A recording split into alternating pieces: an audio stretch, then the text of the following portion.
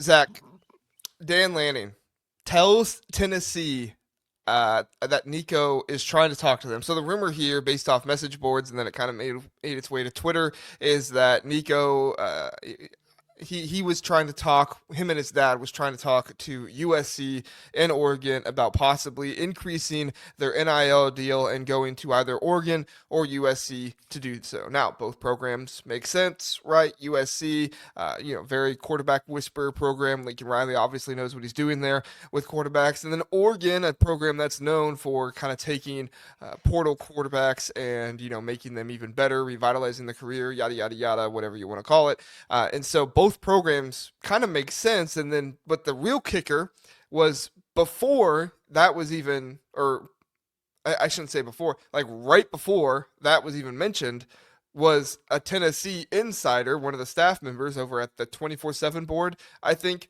referenced how Oregon was talking to Nico.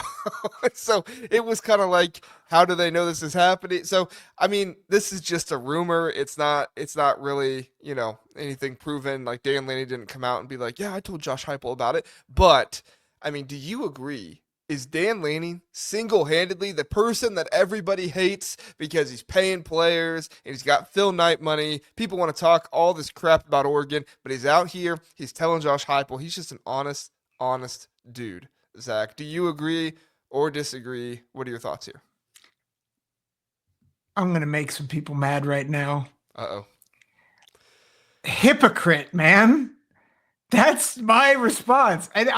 I'm not, I mean, in this world, like I'm not blaming him for it, but I hate it. I hate it when we get on here, we're like, he did the right thing. It's like, and how many wrong things has he done? Like, what are we doing? Like, you just said it. He's been paying players. He was trying to supposedly trying to poach Carnell Tate and Jeremiah Smith from Ohio State.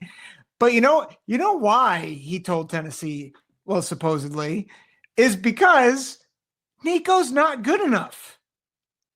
He's not good enough for 4 million, you're saying? He's he would be QB3 at Oregon. Maybe QB2. I think he starts at Maybe Oregon. You don't think he starts at Oregon? over Dante Moore? I mean, How they're Dante Moore talking about wasn't him? anything. William Okay. McBride says, Dan, that's that wrong. I love this. We got a Zach and William McBride rivalry brewing now. By the way, can I just say, I think Dan Lanning did the right thing here, and I like Dan Lanning. I do. I'm not actually anti Dan Lanning. My bigger issue here though is it kind of feels like he would do the thing. He would do the thing that's most advantageous for him. I don't think Nico would start at Oregon. And like you look at his stats, he's at least second string though. He's at least second string. QB, yeah, I'd give you QB2. I'd give you QB2. But I don't know. Well, let me stop there. What are your thoughts? I think people I've said it time and time again. People want to go over to Dan Lanning and talk about how Dan Lanning's, he pays players and yada, yada, yada. Every single coach would do the same thing Dan Lanning was doing if they had the owner and the founder of Nike being like, I want to get you a national championship. Every single college football coach would be doing the exact same thing. So people go at Dan Lanning about all this stuff. And I personally, nothing they're doing is against the rules. The NCAA doesn't care about tampering. So, I mean, and they're not technically breaking the tampering rule because they're not talking to the player.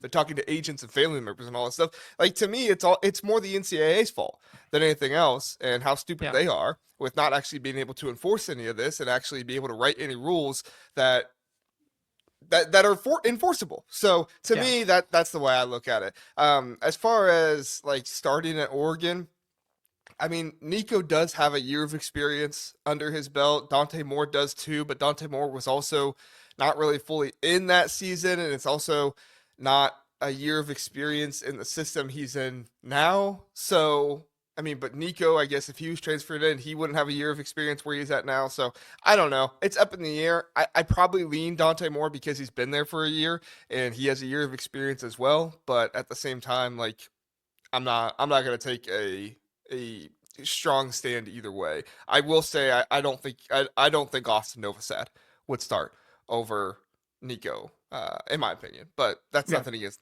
Austin Novosad. He just doesn't have any starting experience, you know. Yeah. So that's the biggest thing for me. So that's where I come at from. But more than anything, with the whole Nico stuff, like to me, everybody wants to blame Nico. Everybody wants to blame Mhm. Tennessee and talk about all this stuff. Like to me, this is the NCAA's fault the entire time. Like we have covered this time and time again, and this is what happens when you have a group in charge who never actually tried to make any plans, who never actually tried to make anything happen, who never actually tried to prepare for players getting Yep. paid. It happened, and the NCAA was just like, we never knew this was coming. And it's like, Yep. everybody knew it was coming. You could have put in steps to make sure that proper agents were talking to kids. You could have put in steps to make sure that contracts were being utilized the correct way, and that kids were not able to, or that there were proper rules in place to make sure that tampering wasn't occurring. There were so many things the NCAA could have done to get ready for this, but instead they decided to bury their heads in the sand, and then they tried to attack Tennessee for it, and then Tennessee fought right back, and then they lost, and they decided they were never going to try to go against anybody in court ever again. I do think it's a little funny that Tennessee was the one that wanted to be able to do all this stuff with Nico and paying him money, and now they're the ones kind of getting the the consequences of it all. And I just think it's classic SEC move, right? Like Yep. the SEC doesn't have good coaches. I shouldn't say they don't have good. They don't have as good of coaches as the Big Ten. The SEC doesn't have culture on a lot of their teams. A lot of them are hired mercenaries. And I've seen a lot of people saying like the same thing's going to happen with Bryce Underwood now at Michigan. He's going to do the same thing that Nico is doing. And it's like the thing you're missing here, folks, is like Nico is a Southern California kid going to Tennessee for millions of dollars, and there's nothing really in his past that's shown that like he is not just in it for the money. Bryce Underwood, on the other hand, is 15 minutes away from Michigan. I don't see. I mean, is it possible Bryce Underwood could do the same thing? Sure, he's making a lot of money, but he's not the quarterback that's making the most money in the Big Ten. If you look at all like the NIL valuations and stuff out Yeah. there, right now, Drew Allar's the one making the most in the Big Ten according to the NIL valuations. Who knows if that's actually true or not? But that's what the valuations say. So I guess that's my thought on it all. We can get into if Nico would go to a Big Ten school or not, but I mean your reaction to my thoughts, and then we can get into Nico to a Big Ten school. I mean, I think that's the most important. I think what you're saying is the most important thing. Like we can talk about Nico and his value, Nico, and whose fault it is in this decision making process. And I don't blame Nico. I certainly don't blame Tennessee for what they did either. Because I think do blame Tennessee a little bit though, because they started all this and then they went after the well, NCAA. I blame them a little bit. I'm talking about this micro situation. Okay. Macro, absolutely. Okay. But All right. this situation in a vacuum, I thought Josh Heupel made the right call. The NCAA sucks. And that's oh Zach, you've taken it to a new level. I'm so tired of this sham organization continuing to just drag this beautiful sport by not doing their job. What the heck?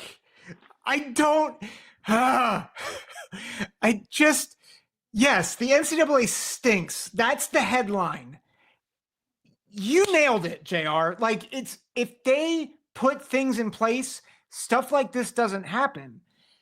The problem is, and we're going to talk about it here in a minute, we're going to rip apart a kid who is stuck between a rock and a hard place because his dad, who made bad decisions, he has to make bad decisions based on what's important to them, what their needs are. Like it's not one thing. It's not like, oh, let's be greedy.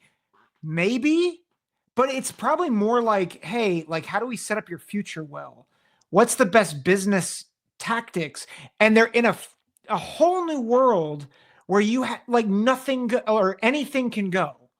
So you have not a lot of wisdom, not a lot of advice, And the NCAA is just sitting back being like, do, Well, whatever. and they're not even doing anything to save it. Like the whole house No, settlement and everything right now is the power conferences trying to get together and be like, guys, we got to do something here because the NCAA is not going to do anything.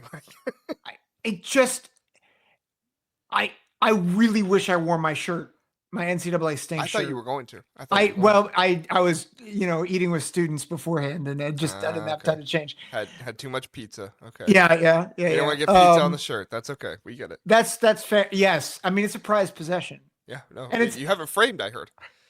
no because then I couldn't wear it. But Oh, okay. I mean, I sincerely mean this. I don't understand how a bunch of adults could be this inept. I just don't, and it's continues to have ripple effects on the sport, and it's going to continue until someone who's actually a mature adult makes the right decisions. Yeah.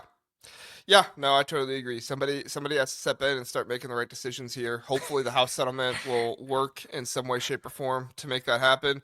Um, but like at the end of the day, that like nothing here is going to change. I am a believer in sometimes things have to get worse before they get better. So that's my Yeah. only hope here is like maybe like contract negotiation or NIL deal negotiation, sitting out of practice is like the tipping point to actually make everybody say like this is awful. But we heard of multiple schools that would be interested in Nico right away, right after he left Tennessee. And to me, like that doesn't make the problem go away because now if a player does try to say, well, I'm gonna, hold out for this money, then they know if they're good enough, they have other schools waiting for them right away. So the schools that are being rumored about right now are USC, UCLA, which why in the world would UCLA go after him? I have no idea. They just got burned by his brother Mm. with all that went on there. Now it was a coaching change, so but if you believe some of the backstory stuff, it kind of feels like they got burned.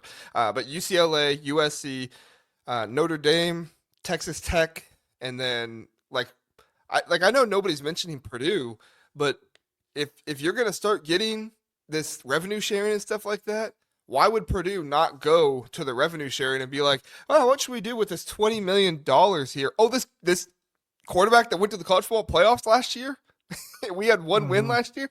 He wants $4 million. Let's give him five, and he can come here. So is Purdue actually going to be involved? We have no idea. But as far as I'm concerned, if he enters the portal and signs someplace right away, and he gets the money he wants, nothing's going to change here. This is just going to happen again because Yeah. teams and players and everything are looking at the situation. It's like, yeah, I got some bad publicity, but he also got the money he wanted. So, Yeah. and for the guys who only care about their money, they're not going to care if people don't like them on Twitter. They're going Yeah. to say, I got $4 million instead of $2.5 million. Sounds a whole lot. Sounds like a whole lot more money. Yeah. Yeah. So, I don't know if we have time for this, but Dave's here saying it's the world we lived in, and the NCAA was forcing people to do things they have no right to do. Doesn't understand what's going on. The NCAA has no power to do anything. Do you want to respond to that at all? Like just the idea that like he's saying it's the free market. You and I also have the right to do. right, but I mean, you also have the NFL and stuff like that and I don't think either of us are saying here that like you don't have a free market. Both of us want players to get paid. What we're saying here is the NCAA could have set things up better for players, as in like making sure that only certified agents could work with players. There are so many Yeah. agents going around right now that are just completely like I don't know what the right word is. Like they are going out and telling players, "Hey, you get this deal from this team," and then they go into the portal, they lose their other team that they're at, and then that deal is nowhere to be found. And now the agent's like, "Well, I got to get you a new deal." Yeah. It's just their way of making money. And so, Yeah. like the NCAA now could be doing a whole lot more stuff like that to try and make things happen, but. They do. They do. Yes, they can do that, Dave. Yes, they can absolutely do that. You're an organization. You can tell people which agents you can and can't work with. that's Yeah. that's a thing that you can do. That's the thing the NFL and other people do. Like you can absolutely do that. And Yeah. all that Can kind of stuff would make a difference. Sorry, go ahead. Well, I was going to jump in. I think what we're both lamenting, I think after the fact, yeah, there's a lot that the NCAA can't do because they have essentially made themselves irrelevant. But before all this came out, before all these decisions were made, there was a lot they could have done. When people were still seen as amateurs, they could have set up the system knowing that they were going to start paying players, including collective bargaining, including contracts, including like they could have set up the infrastructure, and instead they did nothing. And that's the thing. Like I get what you're saying, Dave. Like there is a lot they can't do. You're absolutely right. But to say that there's nothing they could have done is like saying, I don't know of a good analogy. They can't do a lot now because they have essentially written themselves into a corner and they've said, well, hands off. And that's why everybody's angry at them, justifiably so. Right, and that's the thing. Is like, obviously, you can't just go in and be like, can't use this agent. You can't go in and just say that right away. But there were steps like a collective bargaining agreement, things like that that could have been taken beforehand, but the NCAA just decided to keep saying student athlete, student athlete, student athlete, and hoping that got them to the rest of eternity. And then when it didn't, it was like, well, crap, what are we going to do now? And now they have no answers, and they're in so far in deep that there really is not all that much they can do. Like the power conferences are trying to do stuff, but you even have like that kind of stuff is probably going to get picked apart by schools and everything else and players because you're so far in deep here, you don't have any of this stuff. Yeah. So, I mean, it's a whole long discussion. We don't have time to sit here and go through all of it, but there is definitely stuff that the NCAA could have done to put themselves in a better situation here. And instead, they decided to put their head in the sand and say student athlete, student athlete, student athlete, and never actually help anybody. So now you have players who, I mean, literally Amori Aber today was on social media saying, I wish I was still at Ohio State. Some agent told me I could have made more money going someplace else, and Ohio State's backups make more than I make. Like, well, and that's again, this is why I'm frustrated at the NCAA is they are supposed to be in the interest of student athletes, and they did nothing to set them up well. Right. They did nothing to set them up well, which I think, if it's all right, I'm going to transition to Iamaleava's father. Sure. Who is guiding him. And like, I want to believe the best. Like a dad wants to do what's best for their kid, right? Right. And so you're like, okay, maybe I can get my son $4 million instead of $2 million. He had a good year at Tennessee. Maybe you should hold out like NFL pros do. And like, I can understand that. I think the hard thing, particularly in the college game, is you're at this point where you're trying to create culture in a program, and the face of your program has decided, I'm not going to show up to practice. Well, that forces a decision. And unless if you're elite and have shown you're elite, you've got to move on. And that's exactly what happened. Like, look at Nico. People were saying Ohio State, Oregon might be interested. Listen, Nico has a lot of raw ability. But this is my hot take. He was not very good last year. Like, if you look at his production, he had 19 touchdown passes. Do you know how many of them came against teams either Group of Five or Vanderbilt? I don't know. Fourth one? Sorry, Group of Five or Vanderbilt and Mississippi State. Half of them? More. He had 4 touchdowns against Vandy, 4 against UTEP, 2 against Mississippi State, 3 against Chattanooga. 13 of his 19 touchdowns came against the 4 worst teams that they played. Yeah. And he had one, you look at how he did against good competition. He was 14 of 31 against Ohio State for 104 yards. Right. Against Georgia, 20 of 33 for 167 yards. Against Alabama, their big upset win, 14-27 for 194 yards, 1 touchdown, 1 pick. Like Arkansas, where they lost, 17-29 for 158 yards. Like, now he was young and he has a lot of potential, but it's like you're gonna go and ask for more money than maybe the best returning quarterback in the Big Ten and Drew Aller? Are you nuts? Yeah. And that's on his dad. Like, now it's on Nico too, but like it's on his dad. I don't know who's advising them or if it's just his dad, but like you've got to be smarter than that. And I feel bad for the kid, but at the same time, if you're gonna play that game, you better be worth it. Because otherwise you're gonna get left in the dust. And I get what people are saying, like maybe Oregon, maybe Ohio State's not going after him. Like maybe Oregon, but I doubt it. I doubt it with Dan Lanning possibly reaching out. But I don't think he gets a better deal than what he had at Tennessee. If he does, I don't know if it lasts.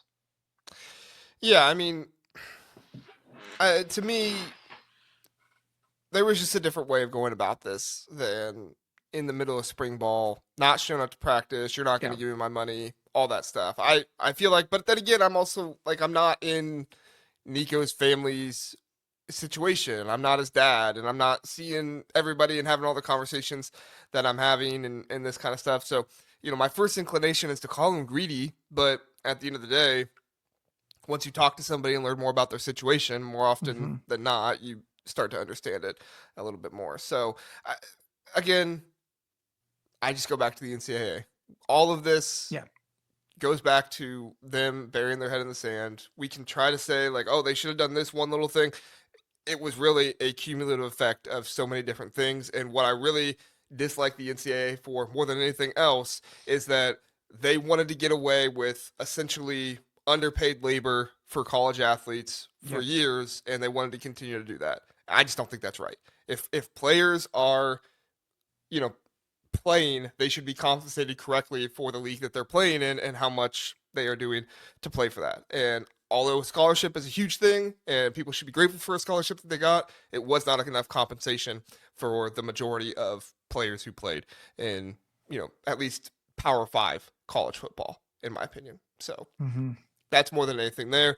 We can get into the specifics some other time if we really want to, but that's what it is there. So let's move on from this, Zach. Let's do this really fast. Should any Big Ten teams go after Nico? USC, UCLA, Purdue? DK is in the chat saying Purdue would take him. I don't blame you, DK. Is there anybody in the Big Ten that comes across your mind that should take Nico here? I mean, I do think Purdue. I think Northwestern for life after Preston Stone, could be a good option. But I don't know. It's hard, man. Like you're saying you want Nico to come in after spring ball. So he's not going to have any time. If for most Big Ten programs, maybe outside of Purdue, you're probably saying you're waiting a year. Or it's going to be a really rough first few weeks. Yeah. Love it, DK. Appreciate you being here. Thank you, Dylan. I do somewhat like the idea of UCLA. Honestly, if it wasn't for the brother, I think I would like the idea of UCLA so much more. I do not like the idea of USC. You have a 5-star freshman, Hassan Longstreet. You have Jada Iamaleava, and I know so many people are against Jada Iamaleava. I'm just not there. I see his deficiencies, but I think his deficiencies are fixable. And I believe in the quarterback development that much of Lincoln Riley to say he can fix these things. And I also can't get his year at UNLV out of my head. It's not like he was bad at UNLV and then transferred to USC, and just stumbled into the job there. So as far as I'm concerned, if I'm USC, I'm not going for it. But if I'm UCLA, I'm looking at that rev share and being like, maybe fourth of that being used for him or something like that. I mean, they just paid Donovan Dent $3 million in basketball, so why not? Go get a I, quarterback. I think just to your USC point, Jaden Mayava was I think 4-1 as a starter. Yeah, and he, I mean, Or like three that's and the one, thing. three and People one as a people don't starter. realize like he drove them down the field to beat Notre Dame multiple times. He just turned it over in the red zone twice. Yeah, yeah. So, He's I mean, I three and say one. just turned it over in the red zone. Yeah, That's obviously a bad thing. You can't do that. But still, right. like he moved the ball down the field with him. But 3-1 as a starter against Nebraska, UC, like who wasn't great but wasn't terrible, against UCLA, who's a rival, and Texas A&M, who people thought was a dark horse playoff team at the end of the season. Right, with Miller Like, Moss losing to, you know, who'd they lose to? I know Maryland. I'm not trying to make jokes about Maryland right now, but Maryland, yeah, it was their only win in the Big Ten. I'm not trying to make yeah, jokes. I'm just saying it is what it is. That yep. was their only win in the Big Ten last year. So overall, what was Miller Moss's record at USC? Do you have that? I think it was probably 5. Oh gosh, 4-5 Four and because they were five. Yeah, 7 because they were 7-6, and Mayava was 3-1. yeah.